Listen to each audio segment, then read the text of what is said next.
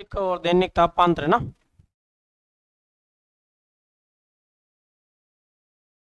जलवायु को प्रभावित करने वाले कारक कौन कौन से हैं? पहला अक्षांशीय स्थिति, दूसरा समुद्र तल से ऊंचाई या दूरी, ऊंचाई भी प्रभावित करती है, दूरी भी प्रभावित, दूरी है तो इसका मतलब महाद्वीपीयता, ऊंचाई है इसका मतलब उच्चावच, ठीक है। और वनस्पति, मानसूनी, चक्रवाती, वर्षा और अरावली, ये सभी अरावली को छोड़ के ये जो आपके जलवायु की विशेष, ये आपके जो प्रभावित करने वाले कारक के सब में सेम ही है। चाहे आप यूपी की देख लो, चाहे आप भारत की देख लो, चाहे आप पूरे विश्व की देख लो, यही आपके जलवायु को प्रभावित करने वाले कारक होंगे उसमें, ठीक है। इसमें आपके राजस्थान में एक अरावली एक्स्ट्रा है। फिर आपके ऋतुओं के अनुसार वर्गीकरण देखा, राजस्थान में जलवायु है कैसी, आपके उपोष्ण कटिबंधीय, कैसी जलवायु है, उपोष्ण कटिबंध, 2 जिले तो आएंगे उष्ण में, बाकी आएंगे शीतोष्ण में। और फिर आपके देखा कि ऋतुओं के अनुसार वर्गीकरण, ग्रीष्म ऋतु, वर्षा ऋतु, शीत ऋतु। ग्रीष्म कब से कब तक, ग्रीष्म ऋतु कब से कब तक है, मार्च से, वर्षा ऋतु जून से सितंबर, और फिर आपके अक्टूबर से दिसंबर, जनवरी, फरवरी तक, ठीक है। अक्टूबर से दिसंबर शरद, दिसंबर से फरवरी तक शीत। ग्रीष्म ऋतु में आपने देखा कि सूर्य की स्थिति उत्तरायण होती है, तब उत्तरी गोलार्ध में दिन बड़े रात छोटी, दक्षिणी गोलार्ध में दिन छोटा रात बड़ी होती है, ठीक है। और उत्तरी गोलार्ध में ग्रीष्म ऋतु, दक्षिणी गोलार्ध में शीत ऋतु। ग्रीष्म ऋतु में आपने देखा कि सबसे गर्म जिला चूरू, गर्म स्थान फलोदी, बोरियावली, ठीक है। गर्म महीना जून, गर्मियों में सबसे ठंडा जिला सिरोही, स्थान माउंट आबू। फिर आपने देखा दैनिक तापांतर, एक दिन में ताप में सबसे ज्यादा अंतर होता है जैसलमेर, न्यूनतम डूंगरपुर। पूरे वर्ष में ताप में अंतर सबसे ज्यादा होता है चूरू, न्यूनतम डूंगरपुर, न्यूनतम डूंगरपुर, ठीक है। अब देखो लू,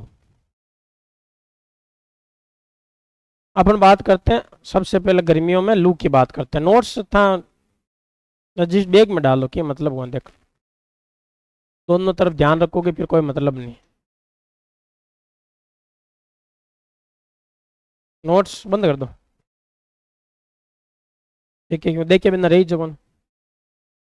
लू की बात करें तो लू चलने का क्या कारण है और लू कैसे चलती है, किस प्रकार चलती है, लू की उत्पत्ति कैसे होती है, लू कहाँ चलती है, लू होती क्या, लू देखी हुई होगी तो आपके, क्या, हाँ देखी हुई, हमारी तो कौन देखी हुई लू, मेरी तो नहीं देखी हुई लू, महसूस करते हो, हाँ महसूस, इस जलवायु टॉपिक में महसूस बहुत करते हो आप, इतना क्या महसूस करते हो, हर चीज में महसूस करते हो। आंधियां देखी हुई है या महसूस की हुई है, देखी हुई है, महसूस नहीं की। आंधी को तो देखा ही है आपने, महसूस किया क्या, लू को महसूस करते हो, देख, हवा, हवा दिखती थोड़ी है, हवा है, गर्म हवा है, ठंडी हवा, हवा दिखती थोड़ी। जैसे मान लो सर्दियों में डांपर चलती है, डांपर दिखती है क्या, हवा नहीं दिखती है, हवा के अंदर जो कण है, रेत के कण है, आंधी में वो दिखते हैं अपने को, रेत के कण दिखते हैं, बाकी हवा नहीं दिखती है। और ये जो गर्म हवा होती है उसको लू कहते हैं, सर्दियों में ठंडी हवा चलती है उसको डांपर कहते हैं। गर्मियों में लू चलती है, तो लू की बात करें तो लू धरातल के पास पास में चलती है, क्षैतिज चलती है लू। क्षैतिज क्या होता है, जैसे आपने देखा कि ये मान लो धरातल है, यहाँ टेम्परेचर ज्यादा है, एयर प्रेशर कम है, और एक जगह टेम्परेचर कम है, एयर प्रेशर ज्यादा है, तो हवा किधर से किधर आएगी, ए से बी की ओर, ए से बी की ओर आएगी, क्योंकि उच्च वायुदाब से हवा किधर आती है, निम्न वायुदाब की ओर हवा आती है, उच्च वायुदाब से निम्न वायुदाब की ओर हवा आती है।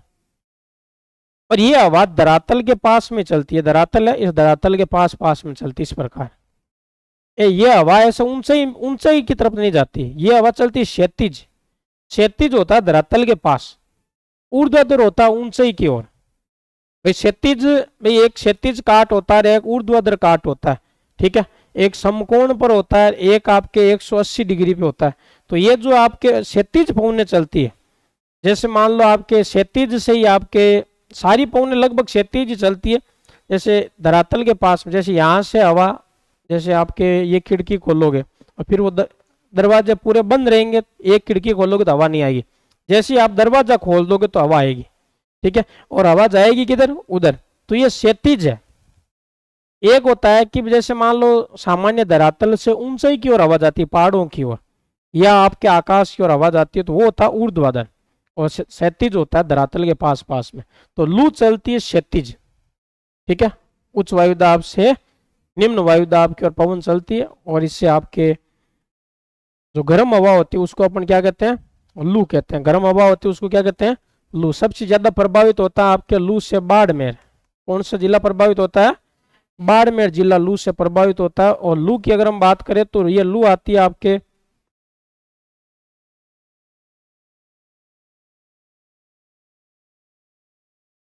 लू है आती है इधर भारत में, किधर से आती है, इधर से बलूचिस्तान, पाकिस्तान, ये जो गर्म मरुस्थली है, पूरा मरुस्थली तो है यहाँ, ठीक है, ईरान, इराक, सऊदी अरब, कतर, ये आपके जो इधर वाले देश है, उज्बेकिस्तान, पाकिस्तान, इधर कजाकिस्तान, ठीक है। फिर आता है भारत। भारत में आपके इस बेल्ट में आपके ये लू चलती है, और ये लू लगभग आपके कहते हैं यहाँ बिहार तक जाती है। कहाँ तक, बिहार तक भी आपके लू का प्रभाव रहता है। फिर आगे लू नहीं, यू लू यहाँ पे नहीं चलती है, लू यहाँ नहीं चलती प्रायद्वीपीय भारत में। लू सिर्फ चलती है थार के मरुस्थल में ज्यादा, तो और बाकी आपके कई राज्यों में प्रभाव। लू होती है गर्म, अपने यहाँ थार के मरुस्थल में गर्म ज्यादा है, और उधर आपके बिहार की तरफ पहुंचते पहुंचते गर्म कम हो जाती है। तो लू है तो ग्रीष्म ऋतु में चलने वाली पश्चिम से पूर्व की ओर गर्म हवा क्या कहलाती है, और इसके चलने का कारण है आपके तापमान का क्षैतिज वितरण। तापमान का क्षैतिज वितरण, तापमान का क्षैतिज वितरण, ठीक है। एक होता है आर्द्रता, सापेक्षित आर्द्रता, सापेक्षित आर्द्रता। ये क्या होती है, जहां टेम्परेचर ज्यादा होता है वहां आर्द्रता कम हो जाती है वातावरण में। क्यों, क्योंकि जो इसमें वातावरण में नमी होती है वो वाष्प बन के उड़ जाती है, ठीक है। तो उस वातावरण में नमी की क्या हो जाती है, कमी। तो जहां टेम्परेचर ज्यादा होता है वहां आर्द्रता की कमी आ जाती है। टेम्परेचर ज्यादा, आर्द्रता कम, टेम्परेचर कम, आर्द्रता ज्यादा। और आपके अधिक आर्द्रता से कम आर्द्रता की ओर पवन आती है, अधिक आर्द्रता से कम आर्द्रता की ओर पवन आती है। जैसे टेम्परेचर ज्यादा, वायुदाब कम, टेम्परेचर कम, वायुदाब ज्यादा, ठीक है। तो वो आपके सेम सिस्टम है, वायुदाब से भी आपके चलती है और आर्द्रता भी चलती है। कुल मिला के मेन फैक्टर कौन है, तापमान, ठीक है। तापमान ज्यादा होगा तो आर्द्रता और वायुदाब दोनों ही कम हो जाएंगे, तापमान कम होगा तो आर्द्रता वायुदाब दोनों ही आपके बढ़ जाएंगे। तो इसमें आप देखते हो। और आंधियों में क्या फर्क है, आंधी, ये मान लो धरातल है, इस धरातल में टेम्परेचर यहां पर आपके क्या होता है, आपके कम होता है, एयर प्रेशर क्या होता है, ज्यादा। और होता है क्या है कि यहाँ टेम्परेचर ज्यादा होता है, एयर प्रेशर होता है कम। तो अब आपके यहां से पवनें उठेगी धरातल से, और ये पवनें आपके किधर जाएगी, ऊंचाई की ओर जाएगी। किधर जाएगी, आपके ऊपर की ओर जाएगी आपकी, इस प्रकार। और ये पवनें जब यहां से ऊपर की ओर जाएगी तो यहां से क्या लेके जाएगी, मिट्टी के कण लेके जाएगी, यहां से क्या लेके जाएगी। और यहां मान लो समुद्र है, तो समुद्र से आर्द्रता भी लेके जाएगी, पानी भी। तो समुद्र से आर्द्रता लेकर फिर आपके यहां से मिट्टी लेकर और फिर आपके ऊंचाई की तरफ जाती है, और फिर ये आपके ऊंचाई की तरफ जाकर क्या बनाती है, संवहनीय क्रिया द्वारा बादल बन जाते हैं। क्या बन जाते हैं, बादल, ठीक है। और जब यहाँ से आपकी ये आवाज आती है तो इसके साथ में मिट्टी जाती है, तो इस मिट्टी से आपको दिखने में लगता है कि क्या आ रही है, आंधी आ रही है, ठीक है। और ये आंधी है जो आपके ऊपर जाकर बादल का रूप ले लेती है, और फिर क्या आती है, बारिश आती है या वर्षा आती है। तो आंधी के बाद क्या आता है, मैं आवे, ठीक है। तो आंधी के बाद बारिश आती है। तो आंधी आना, वर्षा आना, ये दोनों ही आपके किसका, संवहनीय क्रिया। किस क्रिया द्वारा, संवहनीय क्रिया, संवहनीय क्रिया द्वारा आपके आंधी आती है और संवहनीय क्रिया द्वारा आपके क्या चलती है, आंधियां और वर्षा आती है। ठीक है, और इसमें अगर हम देखोगे तो आंधी आपके ग्रीष्म ऋतु में कल आई आपके गर्म होती है ठंडी होती है?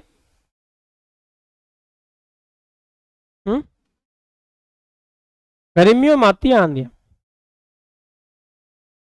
ठंडी के पक्ष में कौन है कि आंधी ठंडी होती है?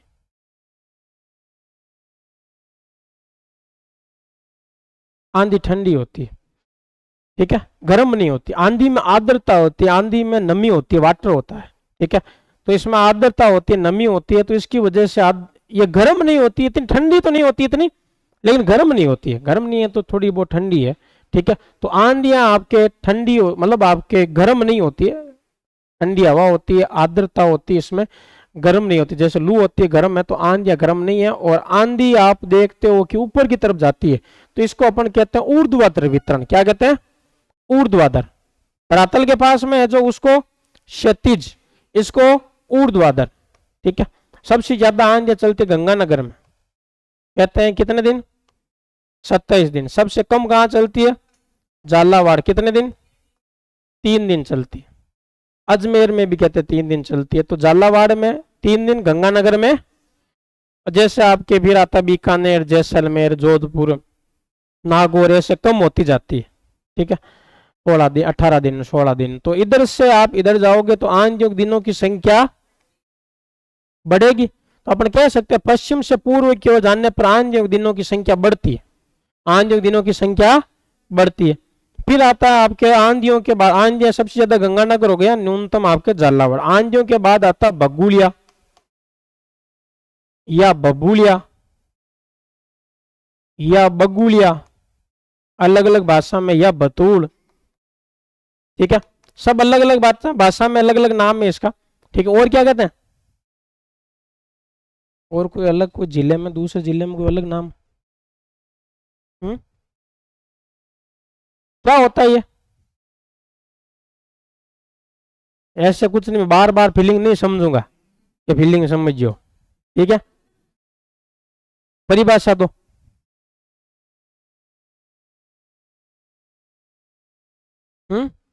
फिर भी था परिभाषा दे तो भी था, यहाँ एक कर तो कर ही दे कि धरातल से उठने वाली समझियो अब। ठीक है, बताओ क्या परिभाषा दोगे? बगुलिया क्या होता है? देखा हुआ, महसूस किया हुआ, देखा हुआ। ये आपकी क्या हो सकती है? इसको अपन कहते हैं चक्रवाती हवा है, चक्रवाती हवा होती है। अब चक्रवात क्या होता है? चक्रवात में सिस्टम होता है कि भाई जैसे मान लो एक जगह वायु दाब, एयर प्रेशर कम हो गया, और यहां जैसे मान लो एयर प्रेशर आपकी ज्यादा हो गया, यहां पर भी एयर प्रेशर ज्यादा हो गया, यहां पर भी एयर प्रेशर ज्यादा हो गया, तो क्या होगा कि ये पवने है जो अधिक वायु दाब वाली है, जो निम्न वायु दाब की ओर जाने का प्रयास करती है। तो निम्न वायु दाब है जो आपके यहाँ पर है। ठीक है, तो ये पवने है जो इधर आने का प्रयास करती है। तो चक्रवात में आप ध्यान रखना, हमेशा बाहर से हवा अंदर की ओर आएगी। क्यों? क्योंकि अंदर वायु दाब है निम्न, बाहर वायु दाब है उच्च। तो पवने किधर आने का प्रयास करेगी? केंद्र की ओर, अंदर की ओर। और इसके अंदर जो भी चीज आएगी उसको अंदर खींचने का प्रयास करेगी। आप देख लेना कभी भी चक्रवात, ये तो ठीक है अपने बगुड़ी है, बाकी कई जगह चक्रवात आते हैं तो उसके चपेट में कोई भी चीज आती है तो उसको खींच लेता है अंदर और फिर ऊपर ले जाता है। ठीक है, तो चक्रवात बहुत बड़े होते हैं, बहुत ही विकराल रूप होते हैं। जहां चक्रवात आते हैं वहां इतनी जनसंख्या रहती नहीं, पब्लिक कम रहती है। क्योंकि पब्लिक रहेगी तो फिर चक्रवात आएंगे तो उस पब्लिक वगैरह कोई भी उस चक्रवात में आएगा तो कोई गाड़ी आती है चली जाती है, कोई छोटे मोटे घर वगैरह है, कोई मनुष्य है, कोई भी आ जाए तो पशु पक्षी सारे चले जाते हैं उसके अंदर। ठीक है, अब फिर जाकर पता नहीं कौन से जगह जाके गिरते हैं वापस। ठीक है, और गिरते भी है, नहीं गिरते, गिरते तब तक मेरे हिसाब से इतना घूम घूम के फिर तो हालत खराब हो जाती है उसकी। ठीक है, नीचे और नहीं आ रहा है, ऊपर और नहीं जा रहा है, और अंदर ही अंदर घूमना घूमना। ठीक है, ऐसे इमेज करो कि आपको उस चक्रवात में ले लिया जाए लपेटे में, और फिर आपको घुमाए घुमाए ले जाकर कोई समुद्र में टेके। तो यहाँ पर आपके देखो इधर में, यहाँ खेतों में तो क्या ही है, ज्यादा से ज्यादा कोई मूंगा का नेड़ा ले जाओ, या कोई थैलियां और कोई कचरो और पड़ी रह कोई थोड़ी ऊपर ले जा फिर। ठीक है, और उनकी कोशिश तो कई बार हनुमान जी का नाम लेवा अपना खेत में कोना है। ठीक है, इधर से आ रहा है तो हनुमान जी का नाम ले लेते, फिर दूसरे खेत से निकल जाता है। ठीक है, ये काल्पनिक बातें, फालतू की बातें, इसमें क्या हनुमान जी करेंगे बेचारे। ये तो हवा है और आपने अचानक से याद कर लिया, आप सोचते हैं भूत है? हाँ याद तो करते हैं, लेकिन कोई इसके हवा पे क्या प्रभाव पड़ता है। कई बार आप देख लेना, हनुमान जी को हाथ जोड़ो चाहे क्यों जोड़ो, आज ही आता हवा खेत में। ठीक है, और कई बार चली जाती है अपने आप। पास वाला खेत वाला जोड़ दे तो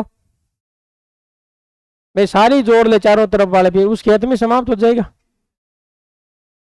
तो ये क्या होती है, चक्रवाती हवा होती है। चक्रवात अलग चीज होती है, बहुत ही खतरनाक होती है। तो सिर्फ हवा है जिसमें आपके देखते हो कि इस प्रकार ऊपर की तरफ उठती है हवा।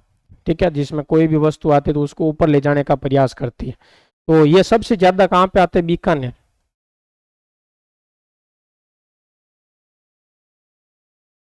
कहाँ आते हैं, बीकानेर में।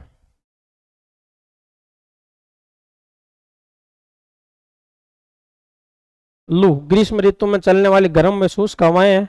दिशा पश्चिम से पूर्व की ओर बलूचिस्तान के पठार से आती है। कारण है तापमान का क्षैतिज वितरण और क्या है, सापेक्षित आर्द्रता। तापमान का क्षैतिज वितरण और सापेक्षित आर्द्रता है। सर्वाधिक प्रभाव कौन से जिले में, बाड़मेर में। सबसे ज्यादा कहां पर है, बाड़मेर में। फिर आपके आंधियों की बात करें तो ग्रीष्म ऋतु में चलने वाली धूल भरी आर्द्र हवाएं। कारण क्या है इस आंधियों चलने का, तापमान का ऊर्ध्वाधर वितरण या संवहनीय क्रिया।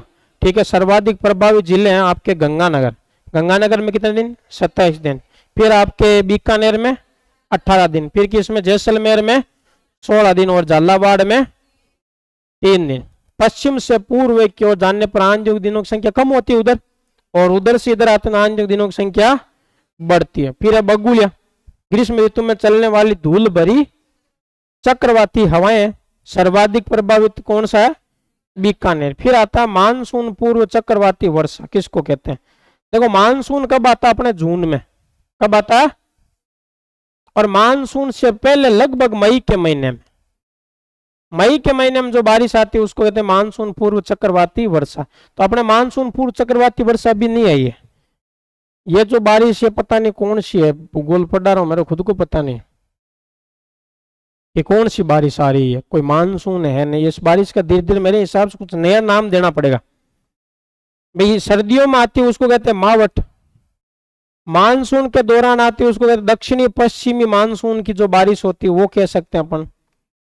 ठीक है, और ये कौन सी बारिश है जो आपके एक दिन छोड़कर एक दिन या लगभग रोजाना आने लग गई आजकल तो।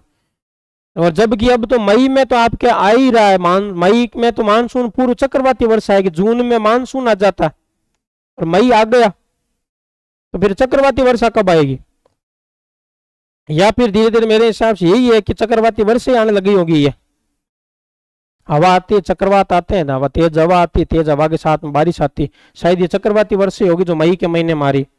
पर चक्रवाती वर्षा अभी आ रही है, इसका मतलब मानसून तो आ जाना चाहिए जून से पहले ही। देखो अब स्थितियां बदलेगी धीरे धीरे, और ऐसे बारिश होती रही तो भाई जैसे मान लो आप देख रहे हो बारिश होती है या बादलों की और बिजली की आप देखते हो चमक, और उस हिसाब से तो लगता है कि मानसून आ गया। ठीक है, इतने जबरदस्त बादल आपके छा जाते हैं कई बार तो कि जैसे आपके वर्षा ऋतु के समय होते हैं वैसे आ गए। कल परसों देखा तो अब क्या है, पहले क्या होता था, आंधी, सिर्फ आंधी आती थी, बारिश आती नहीं थी। अब है कि आंधी के साथ में बारिश आने लगी। ठीक है, और कई बार तो आंधी आती नहीं, सीधी बारिश ही आती है। तो आंधी, ये बारिश, ये आपके अरब सागर का की हवा है। अरब सागर से जो हवा आती है तो उसके साथ में आर्द्रता आ जाती है। और पहले क्या होता था, गर्मी ज्यादा होती थी तो खाली आंधी आती थी, थोड़ी बहुत ठंड आती थी, बाकी बारिश नहीं आती थी। अब क्या अरब सागर से आती है तो फिर इतने जो वनस्पति हो गई अपने, इतनी गर्मी होती नहीं है, तो आपके बारिश आने वाले टाइम में मई के महीने में मानसून आने लग जाएगा। और देखना अब की बार बारिश बहुत जबरदस्त होगी, एक दिन अपन डूबेंगे। चाहे आप अगली बार डूबो चाहे उससे अगली बार डूबो, 5-10 सालों में नागौर में बाढ़ आएगी।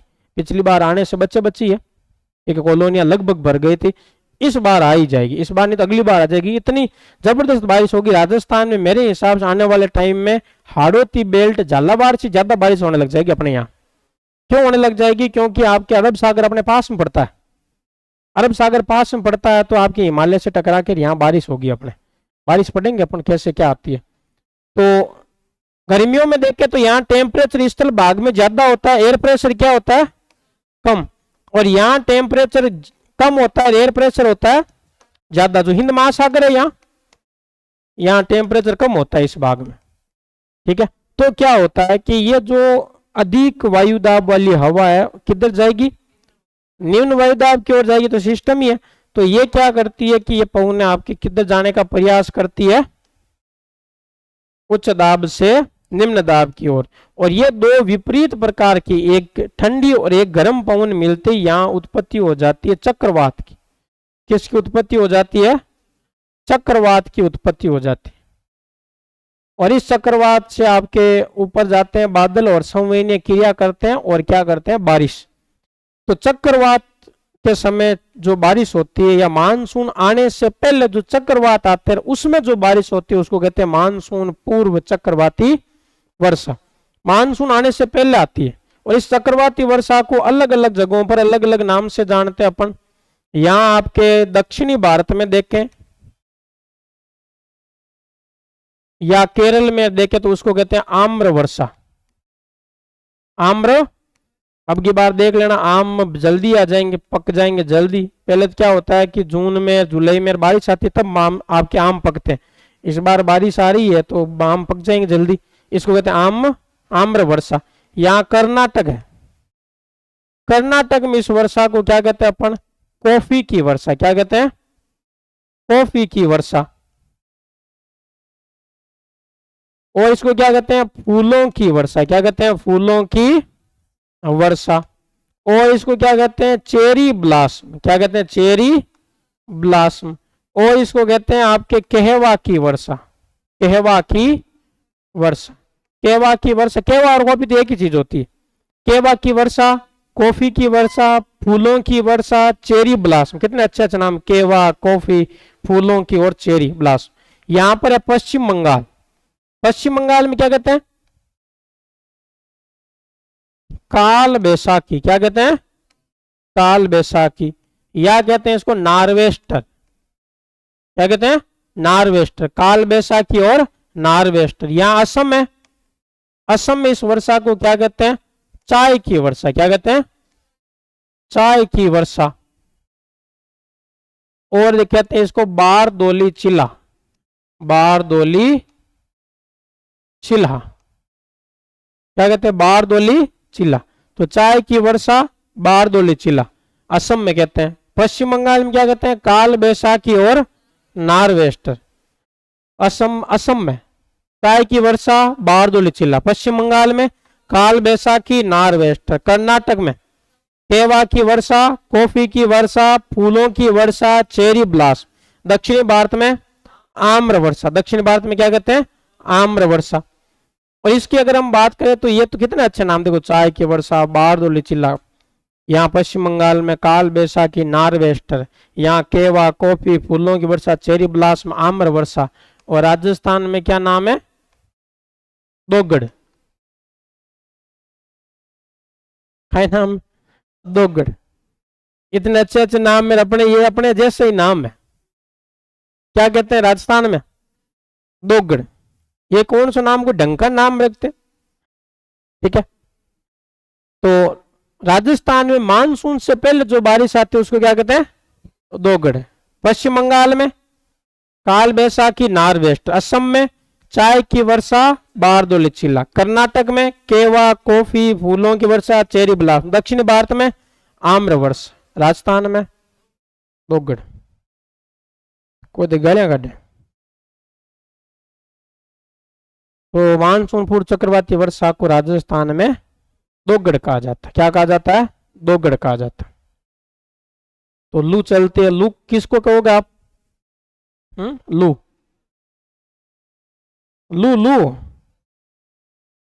ग्रीष्म ऋतु में चलने वाली गर्म हवाएं सबसे ज्यादा कहां चलती है, बाड़मेर में।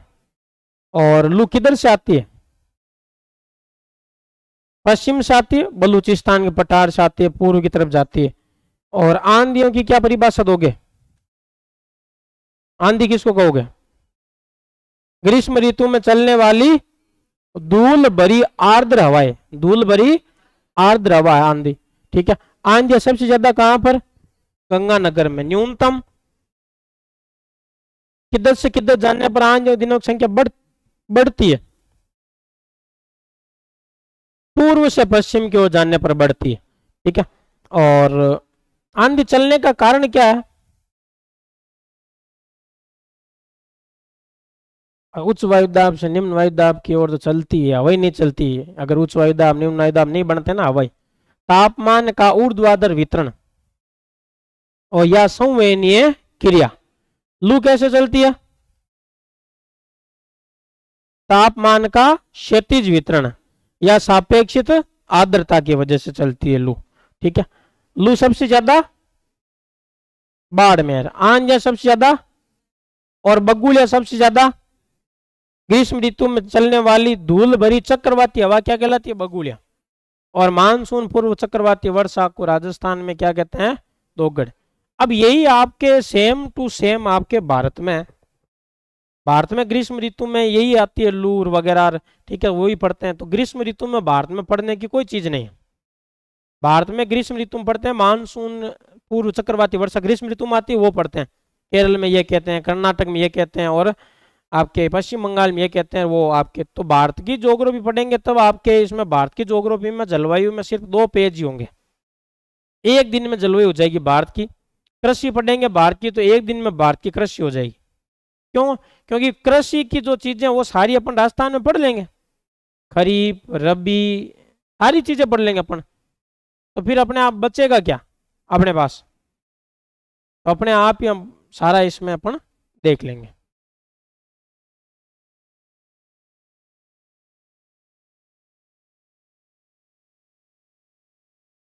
देखो, अब हम लेते हैं वर्षा ऋतु।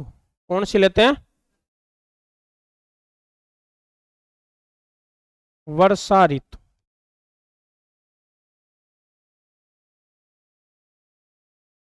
देखो, वर्षा ऋतु की बात करें तो इस समय क्या आता है? मानसून। मानसून की बात करें तो मानसून शब्द अरबी भाषा के मौसम शब्द से बना। किससे बना है? जिसका अर्थ है हवाओं की दिशा में परिवर्तन या ऋतुओं में परिवर्तन। हवाओं की दिशा में परिवर्तन या ऋतुओं में परिवर्तन, या ऋतुओं में परिवर्तन। हवाओं की दिशा में परिवर्तन या ऋतुओं में परिवर्तन। तो मानसून शब्द जो अरबी भाषा के मौसम शब्द से बना, जिसका अर्थ है हवाओं की दिशा में परिवर्तन या ऋतुओं में परिवर्तन। मानसून शब्द की व्याख्या विश्व स्तर पर तो किसने की? हिप्पोटस ने। भारत स्तर पर की किसने? अल मसूदी। अल मसूदी ने। भारतीय स्तर पर किसने की? अल मसूदी, हिप्पोटस ने और अल मसूदी। ठीक है, विश्व स्तर पर किसने की? भारतीय स्तर पर किसने की? अल मसूदी ने। ठीक है, फिर हम बात करते हैं इसमें कि भारतीय कृषि है जो किस पर निर्भर है? भारत की कृषि किस पर निर्भर है? मानसून पर। कृषि पर अपनी अर्थव्यवस्था निर्भर है। कृषि पर अर्थव्यवस्था निर्भर है। तो भारत मानसून अच्छा आया तो कृषि अच्छी, कृषि अच्छी तो अर्थव्यवस्था अच्छी। मानसून अच्छा नहीं आया तो कृषि अच्छी नहीं और अर्थव्यवस्था भी अच्छी नहीं। तो कुल मिला के किस पर निर्भर है? दोनों। मानसून पर। अच्छा मानसून आया तो कृषि में जीत गए, अर्थव्यवस्था में जीत गए। अच्छा नहीं आया तो हार गए अपन अर्थव्यवस्था में और कृषि में। तो भारतीय कृषि व भारतीय अर्थव्यवस्था को मानसून का जुआ कहते हैं। अच्छा आया तो जीतेंगे, अच्छा नहीं आया तो अपन हारेंगे। तो जुआ एक तरीके से देखा जाए तो। किसान इसका तो वेट ही करता है बेचारे कि कब हो कब नहीं हो, कब जीते अपना बाजी कब हारे। ठीक है, तो कोई भरोसा नहीं है। तभी तो कहना है किसान की कोई भरोसा नहीं। इस बार आपके आपके जमाना होगा या नहीं होगा। ठीक है, कोई फिक्स नहीं है। अभी ये बारिशें हो रही है, ऐसे ऐसे बारिश आएगी तो फिर क्या ही गड़बड़ी होगा सिस्टम पूरा। फिर हम बात करते हैं कि मानसून आता, उस मानसून का नाम क्या? मानसून का नाम। यहां से समझ लेना मामला गड़बड़ी यही होगा। समझने वाली एक ही चीज है पूरी भूगोल में, यही मानसून का नाम। अब मानसून का नाम का पता करना है तो मानसून का नाम का पता कैसे? चलो, क्या नाम है मानसून का? जो अपने आता है उस मानसून का नाम क्या है? दक्षिणी पश्चिमी मानसून। क्या नाम है? दक्षिणी पश्चिमी मानसून। मतलब दक्षिण पश्चिम से आता है। अब देखो दक्षिण पश्चिम से कैसे आता है? दाएं बाएं जानते हो? बायां हाथ खड़ा करना अपना, बायां।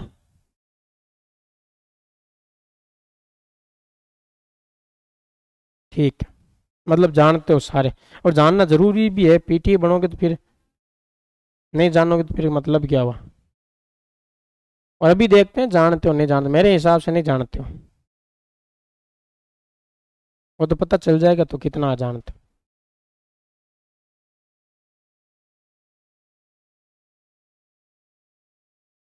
देखो ये आपके कौन सा गोलार्ध है? उत्तरी गोलार्ध है। ये कौन सा गोलार्ध है? दक्षिणी गोलार्ध। एक बल कार्य करता है जिसको कहते हैं केरियोलिस बल। क्या कहते हैं? केरियोलिस बल। केरियोलिस बल होता है, ये गुरुत्वाकर्षण बल होता है, वैसे आपके केरियोलिस बल होता है धरातल के अंदर, पृथ्वी के अंदर। ये केरियोलिस बल है जो एक नियम है फेरल का नियम, उस पर कार्य करता है। ध्यान से समझना, आगे काम आएगा। और कौन सा नियम है? फेरल का नियम। फेरल का नियम। कौन सा नियम काम करता है? फेरल का नियम। तो केरियोलिस बल है जो फेरल के नियम पर कार्य करता है। फेरल का नियम क्या कहता है कि कोई भी पिंड, कोई भी वस्तु, हवा हो चाहे कुछ भी हो, उत्तरी गोलार्ध में आपके किधर मुड़ने का प्रयास करती है? दाईं ओर। किधर? दाईं ओर। दक्षिणी गोलार्ध में किधर मुड़ने का प्रयास करती है? आपके बाईं ओर। किधर प्रयास करती है? उत्तरी गोलार्ध में दाईं ओर, दक्षिणी गोलार्ध में बाईं ओर मुड़ने का प्रयास करती है। जैसे मान लो आपके इधर जा रहे हैं तो किधर मुड़ोगे? दाईं ओर। इधर जा रहे हैं तो किधर मुड़ोगे? दाईं ओर। इधर जा रहे हैं तो किधर मुड़ोगे? बाईं ओर। इधर जा रहे हैं तो किधर मुड़ोगे? बाईं ओर। मतलब दाया बाया आपको पता है, कुल मिला के बात यही है। चलो बात करते हैं अपन दाएं बाएं। जैसे मान लो आप साइंटिस्ट हो, मानने में तो किया जाता है। जैसे आप साइंटिस्ट हो और यहां से आप क्या कर रहे हो? उपग्रह भेज रहे हो। यहां से क्या कर रहे हो आप? उपग्रह लॉन्च कर रहे हो। यहां से ए, बी और सी।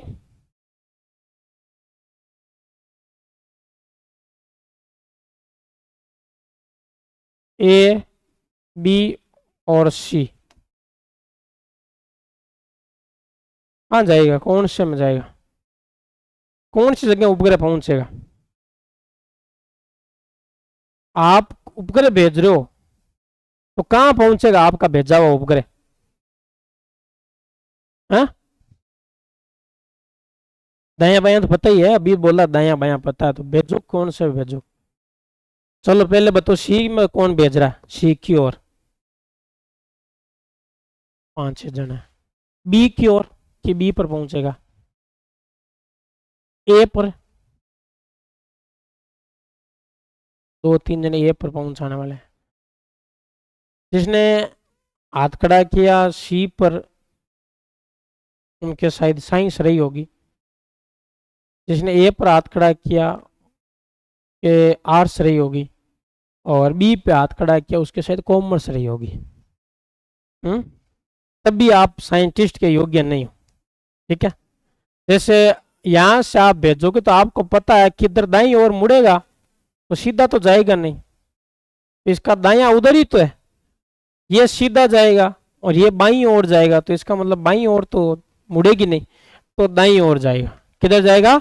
सी पर भेजोगे। तो सी पर जो आप यहाँ जिसने सी के लिए हाथ खड़ा किया था वो साइंटिस्ट हो आप, एक तरीके से देखा जाए तो आप इधर गलत आ गए। बीपीएड में आप वैज्ञानिक बनते हैं, जैसे अय्यर बना हुआ वैसे।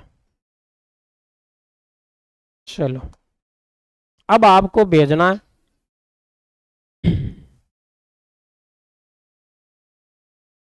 यहां से आपको उपग्रह भेजना ए, बी और सी। भेजो भाई, कहाँ से कौन किधर पहुंचेगा। चलो ए के पक्ष में कौन है कि ए पे पहुंचेगा, ठीक है। बी पे, सी पे,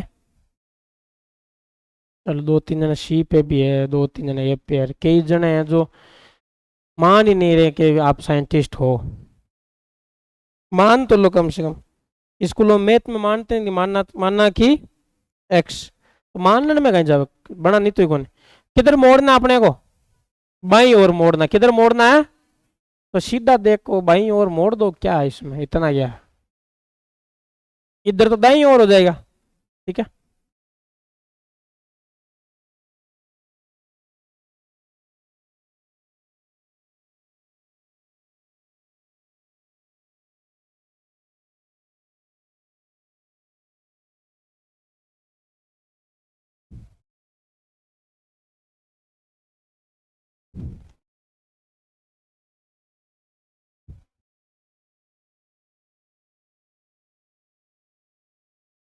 यहां भेजना और यहां भेजना, ऊपर वाले में कहां से भेजोगे कि यहां पहुंच जाए, ए से, ठीक है। सी से कोई भेज रहा है इधर, इस, ठीक है।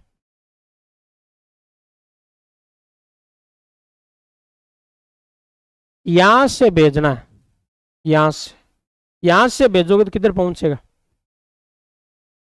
ए बी सी पर, पहले उत्तरी गोलार्ध वाला बता दो कहां पहुंचेगा, ए बी सी में से ए पर,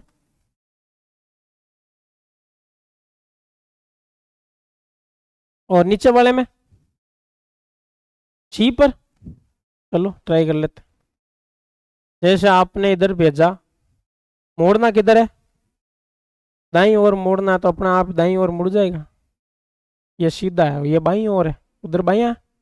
इसमें आप भेजोगे तो कहां से भेजोगे, यहां से भेजोगे कहां पहुंचेगा, सी पर, बाईं ओर इधर ही होगा, ये सीधा, ये दाईं ओर हो जाएगा। मतलब ये अब आपको पता चल गया कि भाई किधर क्या भेजना, मतलब साइंटिस्ट हो आप, इधर आगे गलत। चलो अब यहां से भेजना है, ए बी सी कहां पहुंचेगा बताओ,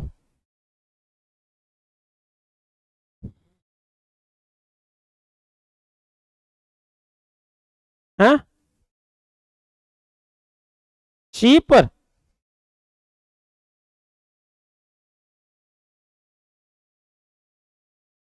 चलो इनमें से भेजना, यहां से भेजना और यहां पहुंचाना,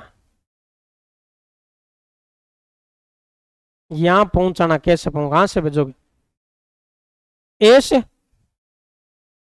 ए से, ए के पक्ष में कौन हाथ खड़ा करो, ए से भेजेंगे पहुंच जाएगा।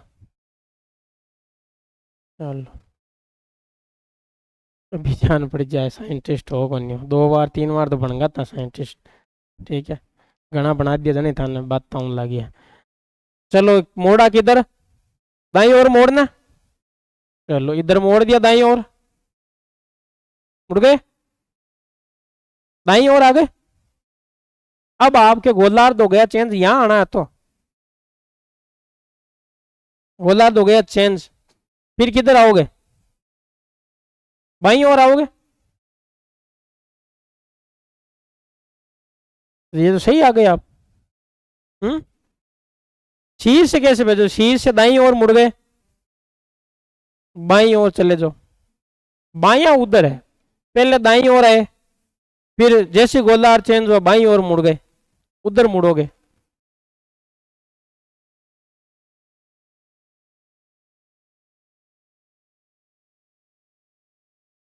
यहां से यहां भेजना है आपको, A B C D E F. अब बताओ बी से भेजोगे तो कहां पहुंचेगा,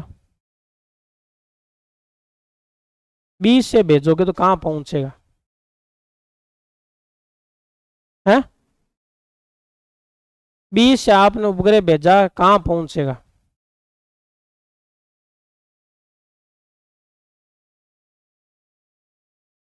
एफ पर, ई पर, एफ पर चला जाएगा, पहुंच जाएगा उतना। बी से आप भेजोगे, पहले मोड़ लो किधर, बाई ओर, पहले किधर मोड़ो, बाई ओर, फिर किधर मोड़ो, दाई ओर। सब में ऐसे ही होगा। ये था मन मर्जी थोड़ी हुई। वापस देखो, ये आपके कौन सी, करक, ये है मकर, ये है भूमध्य, यहां से पौने जाएगी। तो अब आप बताना, खुद ही बता दो कि मेरे हिसाब से आप इतने साइंटिस्ट हो ही गए लगभग। तो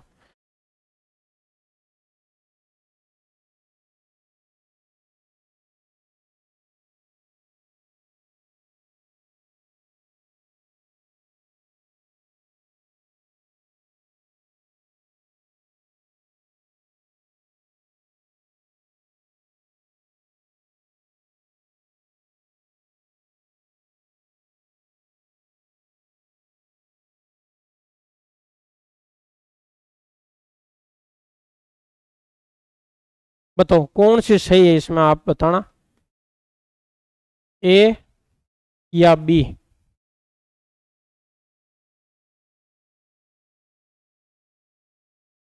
हम्म, अब सही कौन सी है?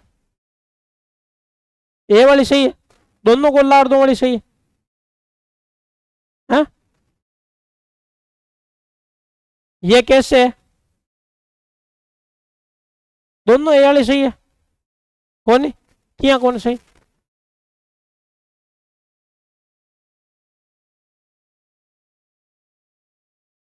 नीचे वाले ए वाले सही है, उधर बी वाले सही है, कैसे? दोनों को दाई और मोड़ दिया आपने तो, दोनों ए वाले सही है, हाँ। तो उधर उसका दाया, उधर आपने दाई और झुका दिया उसको, ये दाई और मुड़ रही है, ये सॉरी ये बाई और मुड़ रही, ये दाई और है, और ये बाई और, ये दाई और। तो ऐसी पवन कभी नहीं चलती है। आप कभी भी देख लेना, इस जो आपके ये कर्क से आपके मकर है, इसके बीच में पवने आपके पश्चिमी तट पर कभी टच नहीं होगी। जैसे मान लो यहाँ कोई भूभाग है, जैसे यहाँ कोई भूभाग है, यहाँ पर, यहाँ कोई भूभाग है, तो इस भूभाग पर पवने हमेशा इधर से टच होगी, इधर से, इधर से।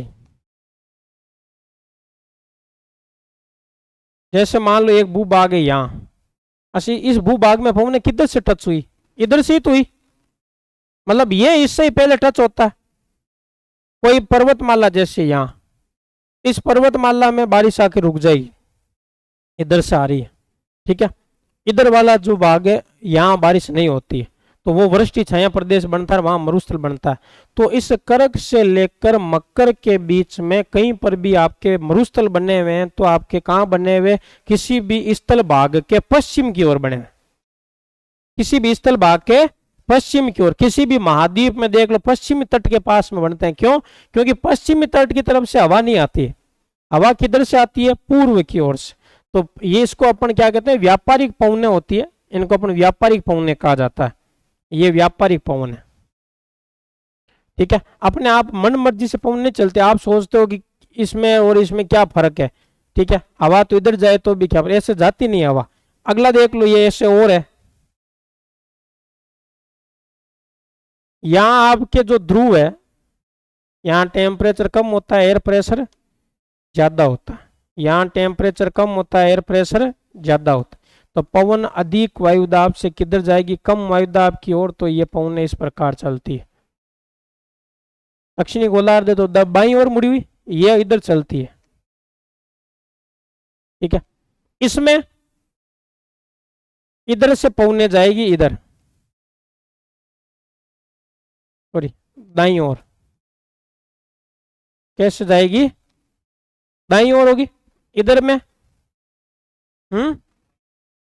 ऐसे ऐसे, इनको कहते हैं पछुआ पवन है, ये पछुआ है, ये ध्रुवीय पवन है, ये व्यापारिक पवन है। कौन सी है? व्यापारिक पवन है।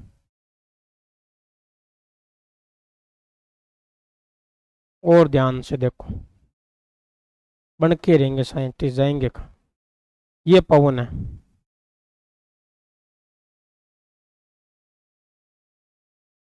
ये भारत। भाई मार्च के महीने में तो आपको पता है कि सूर्य किरणें 21 मार्च को यहाँ सीधी पड़ती है। अब ये पौने दोनों कर्क और मकर से दोनों सी पौने इधर ही आती है। जैसे मार्च के बाद अप्रैल में सूर्य किरणें जैसे मान लो यहाँ पड़ेगी, ठीक है, तो ये पौने इधर आएगी, ये पौने यहाँ तक ही आएगी, ये पीछे हट जाएगी, क्योंकि यहाँ वायुदाब क्या होगा? निम्न। टेम्परेचर यहाँ ज्यादा, एयर प्रेशर कम। एयर प्रेशर क्या होगा? कम। अप्रैल में यहाँ, मई में यहाँ, जून में एयर प्रेशर कम कहाँ होगा? कर्क रेखा पर, क्योंकि तापमान कर्क रेखा पर क्या होगा? ज्यादा। एयर प्रेशर क्या होगा? तो ये पौने जून में उधर जाने का प्रयास करेगी, कर्क रेखा की ओर। किधर जाने का प्रयास करेगी? कर्क रेखा की ओर जाने का प्रयास करेगी। और कर्क रेखा की ओर जाएगी तो आपको पता है जैसे ही ये गोलार्ध चेंज करेगी, गोलार्ध चेंज करते ये पौने मुड़ जाएगी। ये पौने क्या करेगी? जैसे ही ये पौने, जैसे मान लो आपके ये भारत है, इस भारत में आप देखोगे तो जैसे ये भूमध्य रेखा 0 डिग्री यहाँ पर है, मान लो मार्च के बाद अप्रैल में यहाँ सूर्य किरणें, मई में यहाँ और जून में यहाँ, ठीक है। जैसे ही आपके मार्च तक तो ये पवन यहाँ आएगी, मार्च के बाद अप्रैल में क्या करेगी? ये पवन इधर मुड़ जाएगी। जैसे ही गोलार्ध चेंज करेगी, किधर मुड़ेगी? दाईं ओर मुड़ेगी। किधर मुड़ेगी? गोलार्ध चेंज करते ही मुड़ जाएगी। गोलार्ध चेंज किया, चेंज करते ही दाईं ओर मुड़ गई। और अब ये आपके दिशा चेंज नहीं करेगी, अब चलती रहेगी। अप्रैल में यहाँ आ गई, मई में यहाँ पहुंच जाएगी, मई में यहाँ पहुंच जाएगी, ठीक है। यहाँ आपके अंडमान निकोबार द्वीप समूह यहाँ पहुंच जाएगी, और लगभग जून में यहाँ स्थल भाग तक पहुंच जाएगी, मतलब इधर आने का प्रयास करेगी। और जून में सबसे पहले यहाँ टच हो जाएगी, जिसको अपन कहते हैं मालाबार तट। क्या कहते हैं? मालाबार तट है केरल। यहाँ 1 जून को पहुंच जाएगी। कब पहुंच जाएगी? 1 जून को अपने ये हवा है जो मानसून है वो कहाँ पहुंच जाता है? मालाबार तट। मई में 25 मई को यहाँ पहुंच जाता है। कहाँ पर? अंडमान निकोबार में सबसे दक्षिण में इंदिरा पॉइंट, इंदिरा पॉइंट है, यहाँ पहुंच जाता है आपके 25 मई को। तो भारत में द्वीपीय भूमि पर मानसून 25 मई को पहुंच जाता है, और मुख्य भूमि पर कब पहुंचता है? 1 जून को।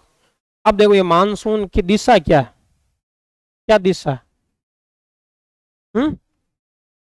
दक्षिण पश्चिम से उत्तर पूर्व की ओर। भाई ये देख लो दिशा, इसकी देख लो किधर है? दक्षिण पश्चिम से उत्तर पूर्व। इसकी देख लो दक्षिण पश्चिम से, इसलिए अपने मानसून का नाम क्या? दक्षिणी पश्चिमी मानसून। क्या नाम है? दक्षिणी पश्चिमी मानसून नाम है। क्या नाम मानसून का?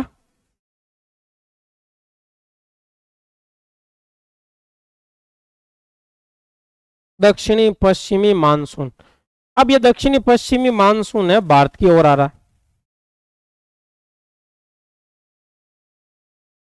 यहां आया, और यहां आते ही ये मानसून है जो 2 शाखाओं में बंट जाता है। एक शाखा इधर गई, ये हवा इधर गई, कुछ हवा आपके इधर गई, बंगाल की कुछ हवा किधर गई? अरब सागर की ओर।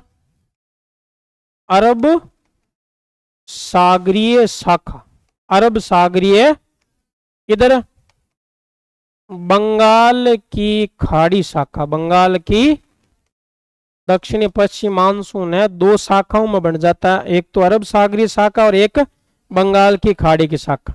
अब अरब सागरीय शाखा भी आगे बढ़ती है और बंगाल खाड़ी शाखा भी आगे बढ़ती है, और इनको जाना है कहाँ? लगभग मरुस्थल या स्थल भाग की ओर जाना है, क्योंकि स्थल भाग गर्म है, वायुदाब कम है, इधर वायुदाब अधिक वाली कम वायुदाब की ओर पवने जाने का प्रयास करती है। और अब ये क्या करती है कि ये आपके अरब सागरीय शाखा है वापस 3 उप शाखाओं में बढ़ जाती है। अब ये मतलब समझना, ये हवा है, ये तीर का निशान है कि कुछ हवा इधर जा रही है, कुछ आपके हवा इधर आ रही है और कुछ हवा किधर जा रही है, इधर। तो कुल मिला के ये आपके हवाएं जा रही है, तो आधा हिस्सा इधर आधा हिस्सा 3 हिस्सों में बंट गई। इसको अपन कहते हैं चेन्नई उपशाखा। चेन्नई उपशाखा 3 उपशाखाओं में बंट जाएगी। एक है आपके ये छोटा नागपुर उपशाखा, छोटा नागपुर झारखंड में उपशाखा, और एक है हिमाचल, हिमाचल या इसको कहते हैं सौराष्ट्र, सौराष्ट्र गुजरात में, गुजरात वाले क्षेत्र कहते हैं सौराष्ट्र उप शाखा। मतलब एक तो चेन्नई तक जाती है समाप्त हो जाती है, एक छोटा नागपुर झारखंड तक जाती है समाप्त हो जाती है, एक हिमाचल प्रदेश गुजरात से होते हुए हिमाचल प्रदेश जाती है समाप्त हो जाती है। इधर वाली देखें, बंगाल की खाड़ी की 3 उपशाखाएं, एक तो है उत्तरी विशाल मैदान, उत्तरी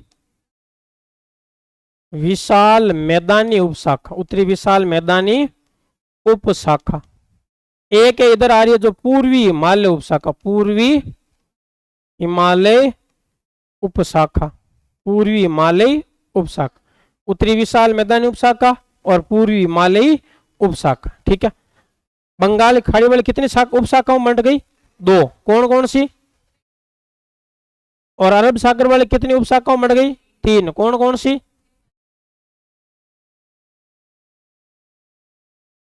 मानसून का नाम क्या अपने जो आता है, कितनी शाखाओं में बंट गया, कौन कौन सी,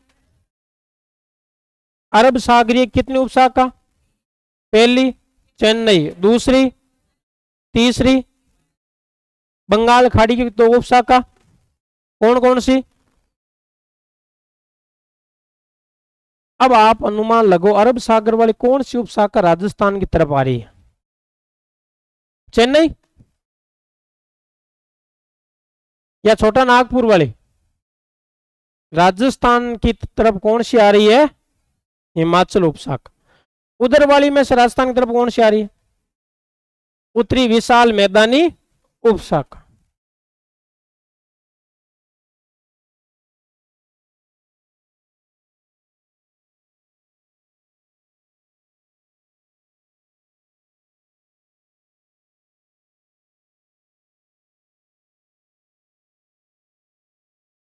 देखो इधर से आ रही है कौन सी, हिमाचल उपशाखा, कौन सी आ रही है, हिमाचल उपशाखा।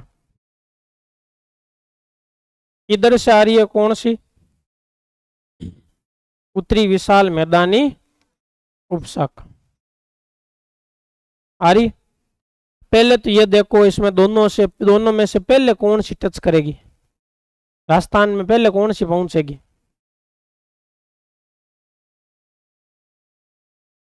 कैसे, हिमाचल वाली पहले कैसे पहुंचेगी,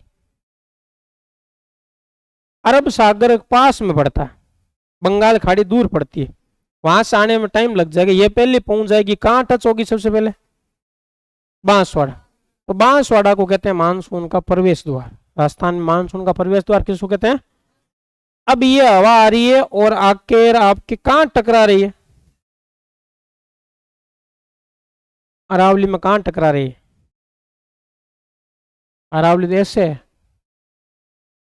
अरावली में सिर्फ यही टकराई, इतनी जगह है यही टकराएगी, ये टकराएगी आके यहाँ बारिश कर देगी, बाकी सीधी निकल जाएगी, भाई बाकी तो सीधी निकलेगी,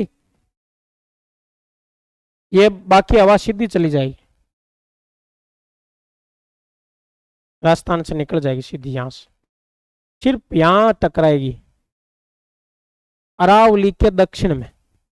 इसका मतलब आपके अरब सागरीय शाखा की हिमाचल उप शाखा वो सिर्फ राजस्थान के किस हिस्से में बारिश करती है, अरावली के दक्षिण में, और सीधी चली जाती।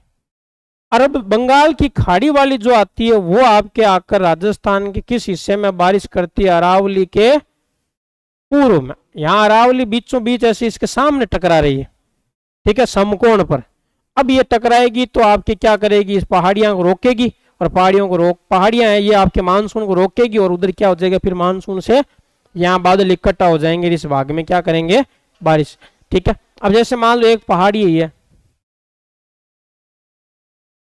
इस पहाड़ी में इधर से बादल आते हैं तो ये पहाड़ी रोकेगी बादलों को, और फिर क्या होगी यहाँ, और ये बाग है इधर बारिश नहीं होगी, तो ये बाग सूखा रह जाता, वृष्टि छाया प्रदेश क्या बनते हैं यहाँ पर, मरुस्थल बनते हैं। और इधर से मानसून आता है तो उसके अरावली समकोण पर, और इधर है जो समांतर है, इधर क्या है भाई, आपने भी पढ़ा था, जैसे आपके सर पे चोट मार के दो टुकड़े करो तो वो समांतर होगा, और 90 डिग्री गर्दन काट के टुकड़े करेंगे तो आपके वो समकोण पर होगा। ठीक है, तो यहाँ आपके समकोण ऐसे समकोण है, जैसे ये आपके इसमें समकोण बन रहा। ठीक है, और इधर से आ रही है तो 180 डिग्री पे समांतर बन रहा। जैसे मान लो बारिश की बात करें तो ऊपर से आपके बादलों से बारिश होती है, तब मेरे हिसाब से पहले टच मेरे यही होगी बादलों, यहाँ टच होगी, ये जो आपके भाग है वो गीला हो जाएगा, या फिर हो सकता है कंधों पे आ जाए तो कंधे गीले हो जाए। ठीक है, बाकी का पोर्शन नहीं होगा, पीठ आपकी गीली नहीं होगी, आगे से गीला नहीं होगा। क्यों क्यों क्योंकि बारिश इधर से आ रही है तो आपके यही भाग टच हो रहा है, तो उसके सामने ये टच हो रहा है, यहाँ हो जाएगी। और एक है उधर से पानी आ रहा है या पीछे से पानी आ रहा है, तो मेरे हिसाब से ये सर टच नहीं होगा, ये सूखा रह जाएगा, इधर वाला पोर्शन है जो गीला हो जाएगा, पीछे वाला पोर्शन पूरा गीला हो जाएगा। तो क्यों, क्योंकि ये समकोण पर टकरा रहा पूरा, और मैं समांतर टकरा रहा हूं, तो सिर्फ यही है, मतलब समांतर टकरा रहे हैं तो यहाँ बारिश होगी, समकोण पर टकरा रहे हैं तो इस भाग में पूरे में क्या होगी,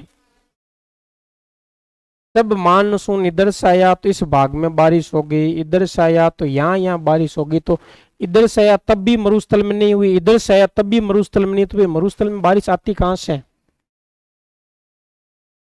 तो ये मानसून आया तब बारिश हुई नहीं, मरुस्थल में से ऊपर से सीधे निकल गया, इधर से आया इसने अरावली को रोक लिया, फिर मरुस्थल में बारिश होती कैसे है, कहां से किस प्रकार होती है। दक्षिण पश्चिम मानसून से बारिश होती नहीं है, दक्षिण पश्चिम मानसून से बारिश नहीं होती है, होती है तो कैसे होती है,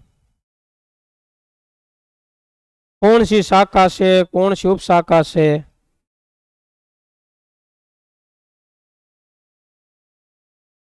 या थोड़ी बहुत हो जाती है, इतनी थोड़ी है कि भाई बिल्कुल ही सीधी सीधी निकल जावे, या थोड़ी है पहाड़ियां पूरी रोक ले, थोड़ी घनी तो आ ही जाए, बादल ऊपर से आ ही जाते हैं थोड़े बहुत। यही हो सकता, और तो क्या, बताओ कोई पुराना पढ़ा हुआ है,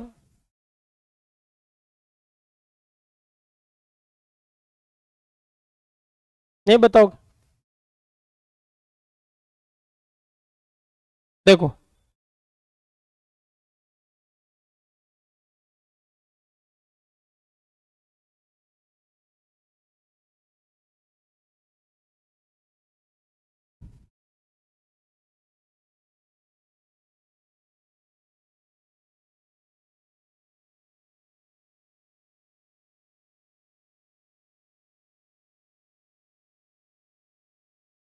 देखो, यहाँ आपके कौन सा हिमालय, इधर अरावली है, इधर से शाखा आती है, इसको अरावली रोक लेती है, और इधर से ये शाखा जाती है आपकी इधर, इसको हिमालय रोक लेता है, इसको कौन रोक लेता है, हिमालय, और हिमालय से टकरा कर फिर आपके राजस्थान में बारिश करती, ये है जो हिमालय से टकराती है, और फिर आपके इस हिस्से में क्या करती है, अरब सागरीय शाखा है, वो सिर्फ मरुस्थल में बारिश नहीं करती, पूरा राजस्थान में करती है। क्यों, क्योंकि हिमालय से टकराने के बाद उसके सामने पूरा राजस्थान ही रहेगा, उसको कोई अरावली से कोई लेना देना नहीं, पूरे राजस्थान में बारिश होगी, हिमालय से टकराएगी, और पूरे राजस्थान में, यूपी में, पंजाब में, हरियाणा में, सभी जगह। ऐसे देखे तो यूपी में, इधर आपके यहाँ पंजाब हरियाणा में कोई पर्वतमाला है ही नहीं, इसका मतलब बारिश होती नहीं है क्या, होती है, बाढ़ आई इस बार। ठीक है, अगर इस बार यहाँ पहुंची बाढ़, इस बार अपनी पास अपने यहाँ पहुंच जाएगी। ठीक है, तो इतनी बारिश होती है कि आप पूछो ही मत, क्योंकि समुद्र पास में, अरब सागर पास में, और पहले बारिश कम होती थी, कारण क्या था, पहले बारिश कम होती थी, आजकल बारिश अच्छी खासी होने लग गई। कारण क्या है? क्योंकि यहाँ पर पहले आपके पूरा का पूरा मरुस्थल था, यहाँ पब्लिक भी नहीं रहती थी, यहाँ वनस्पति भी नहीं थी, यहाँ गुजरात में यहाँ पूरा ये मरुस्थल ही था। अब यहाँ से कोई हवा निकलती और यहाँ पर आती, पहुंचती हिमालय के पास, तो यहाँ से आते आते आते आते यहाँ टेम्परेचर ज्यादा रहता, तो यहाँ अपनी आर्द्रता खो देता, पानी वाष्प बन के उड़ जाता, और पानी वाष्प बन के उड़ जाता, फिर यहाँ खाली हवा पहुंचती, और बादलों में तो पानी था ही नहीं, और खाली हवा आकर यहाँ हिमालय से टकराती, तो बारिश क्या होती? बादलों में पानी नहीं, आर्द्रता नहीं, नमी नहीं। तो फिर क्या करते हैं कि भी यहाँ पर इस प्रकार यहाँ पर बारिश होती नहीं। आजकल यहाँ बहुत ज्यादा वृक्षारोपण कर दिया, एक तो मरुस्थल में बहुत ज्यादा आपके पब्लिक रहने लगी, मरुस्थल का तो नामो निशान खत्म होने लगे, लगभग पब्लिक है चारों तरफ। पेड़ पौधे बहुत ज्यादा लगा दिए, क्यों? क्योंकि इंदिरा गांधी नहर आ गई, गंग नहर है, उसकी वजह से यहाँ पर मरुस्थल में पेड़ पौधे हो गए, खेती हो गई, वनस्पति हो गई, कुल मिलाकर ये मरुस्थल धीरे धीरे पूरा पेड़ पौधों से ढका जा रहा है। गुजरात में भी यहाँ पेड़ पौधे लगा दिए। अब क्या है, यहाँ से जब हवा आती है तो इस हवा में आपकी आर्द्रता में कमी नहीं आती, क्योंकि वनस्पति होने के कारण यहाँ पर वातावरण में टेम्परेचर वगैरह है वो आपके थोड़ा कम हो गए पहले की बजाय। तो यहाँ से सीधी हवा जाती है और आपके किससे टकराती है? हिमालय से, और क्या होती है? आपके बारिश होती है। तभी तो जैसे अब देखा जाए तो अभी आपके ये बारिश हो रही है, आप देख लो, दिन में ज्यादा गर्मी होगी, ज्यादा उमस टाइप में होगी, शाम तक बारिश आ जाती। ये बात होती चौमासा की बात करा। वर्षा ऋतु के समय अपन महसूस करते हैं कि जब आपके पूरे दिन अपन काम करते हैं खेतों में, गर्मी होती है, तो अपने खुद बोल देते हैं कि आज शाम का बरसात आए, बेजा गर्मी है, ठीक है। अब ये चीज अब मई में भी बोलने लगे, मई में अप्रैल में भी बोलने लगे कि आज दिन में बेजा गर्मी है, आज बारिश आए। अभी मैं ही कह दूं कि आज बेजा गर्मी है, शाम का बारिश आए। इस महीने में कैसे आ जाएगी बारिश? गर्मी तो पड़नी चाहिए, ये महीने गर्मी का है, बारिश कैसे आ जाएगी?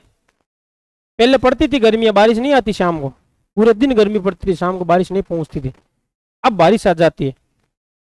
क्यों? क्योंकि आपके यहाँ पर आपके जो हवा है उस हवा में आर्द्रता में कमी नहीं हो रही है, वनस्पति ज्यादा हो गई, और आने वाले टाइम में अब तो दिनों दिन वनस्पति बढ़ेगी, और ऐसे वनस्पति बढ़ जाएगी तो फिर आपके धीरे धीरे समुद्र पास में ही है, टेंशन मत लो, ले डूबेगा कभी।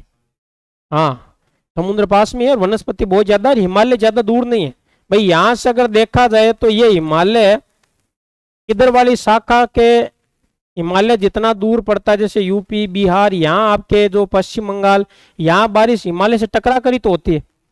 यहाँ जितना दूर हिमालय पड़ता है इतने दूर अपने यहाँ पड़ता है हिमालय, ठीक है, अरब सागर से पास में ही है, तो अपने भी आपके उधर होती है, वैसे बारिश होने शुरू हो जाएगी। और सबसे ज्यादा बारिश किससे होती है अभी वर्तमान में? बंगाल की खाड़ी वाले से, क्योंकि उसमें अरावली उसके क्या है, समकोण पर है, बुरी सामने।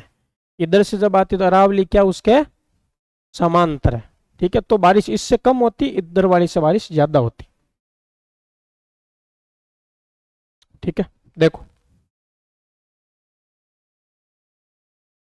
मानसून शब्द की उत्पत्ति अरबी भाषा के मौसम शब्द से हुई है, जिसका अर्थ है हवाओं की दिशा में परिवर्तन या ऋतुओं में परिवर्तन। मानसून शब्द की व्याख्या की बात करें तो विश्व में हिप्पोटस ने, भारत में अल मसूदी ने की भारतीय कृषि व भारतीय अर्थव्यवस्था को क्या कहते हैं? मानसून का जुआ। मानसून का नाम की बात करें, दक्षिणी पश्चिम मानसून है, बंगाल की खाड़ी की शाखा है, जिसकी उत्तरी विशाल मैदानी उपशाखा है जो अपनी तरफ आती है अरावली की ओर। इसके अरावली क्या समकोण या लंब होते हैं। ये अरावली के पूरी भाग में क्या करती है? वर्षा करती है।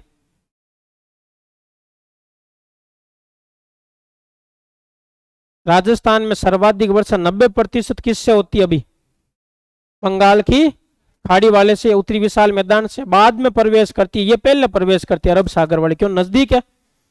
इसमें अपने बारिश होती है हिमाचल या सौराष्ट्र उपशाखा से। अरावली इसके क्या समांतर, ये अरावली के दक्षिणी भाग में राजस्थान में थार मरुस्थल में हिमालय से टकराकर वर्षा करती है। भाई ये आपके अरावली के दक्षिणी भाग में बारिश करती है, और थार के मरुस्थल में बारिश कहां से करती है? हिमालय से। और कितनी बारिश करती है राजस्थान में? सबसे पहले प्रवेश कहां से? इसे मानसून का क्या कहते हैं? प्रवेश द्वार कहते हैं। क्या कहते हैं? और मानसून अपने आता कब है? 15 जून को। राजस्थान में कब आता मानसून? बांसवाड़ा से। और वापस मानसून लौटता कब है? 27 सितंबर को। कब लौटता है? 27 सितंबर को लौटता है। आता कब है? लौटता कब है? 27 सितंबर को। ठीक है, बाकी अपन पढ़ेंगे कल।